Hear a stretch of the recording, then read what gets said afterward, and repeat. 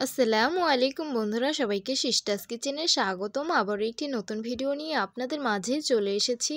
আজকে আপনাদের সাথে শেয়ার করব মূলা দিয়ে ইলিশ মাছের ভর্তা। তো দেখতে থাকুন। পেঁয়াজ ধনেপাতা সুন্দরভাবে কুচি করে নিয়েছি, শুকনো মরিচ ভেজে নিয়েছি আর ইলিশ মাছের কাটা বেছে নিয়েছি। মূলাগুলো সুন্দরভাবে কুচি করে নিয়েছি, তারপর এর ভিতর থেকে রসটা চিপড়ে বের করে নিয়েছি। শুকনো মরিচে সামান্য লবণ দিয়ে দিব, তারপর এগুলোকে চিলি ফ্লেক্স বানিয়ে নিতে হবে। এই তো সুন্দরভাবে চিলি ফ্লেক্স বানিয়ে নিয়েছি। কুচিয়ে রাখা পেঁয়াজগুলো দিয়ে দিব, তারপর একসাথে ডলে নিব। পেঁয়াজগুলো ডলা হয়ে গেলে ধনেপাতাগুলো একসাথে নিয়ে ডলে নিব। পেঁয়াজ ধনেপাতা সুন্দরভাবে ডলে নিয়েছি। বেছে রেখেছিলাম মাছগুলো, সেগুলো এখন একসাথে নিয়ে সুন্দরভাবে মিক্স করে নিতে হবে। এটাকে হাত দিয়ে খুব ভালোভাবে মিক্স করে নিবেন। সাইডে যে মূলাটা ছিল সেগুলো এখন দিয়ে দিব আর সুন্দরভাবে মিক্স করে নিতে হবে। মূলাটা সুন্দরভাবে কুচিয়ে নিতে হবে চিকন করে, না হলে খেতে ভালো লাগবে না। তারপরে সবকিছুকে হাতের সাহায্যে খুব ভালোভাবে মেখে নিব।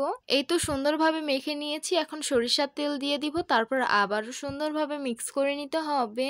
এই তো সুন্দরভাবে মিক্স করে নিয়েছি। এখন পরিবেশন করে নিব। ধোয়া ওঠা গরম ভাতের সাথে সার্ভ করে নিলাম। দেখতেই তো পারছেন কত বেশি লোভনীয় লাগছে, আর খেতে কিন্তু আমার কাছে অস্থির লেগেছে। মূলা দিয়ে ইলিশ মাছের ভর্তার কম্বিনেশনটা কিন্তু আমি প্রথম খেয়েছি, আমার কাছে অনেক বেশি ভালো লেগেছে। যারা খাননি তারা অবশ্যই ট্রাই করবেন, এটা খেতে অনেক বেশি মজার। যারা ভর্তা লাভার তাদের তো দেখে জিভে জল এসে পড়েছে।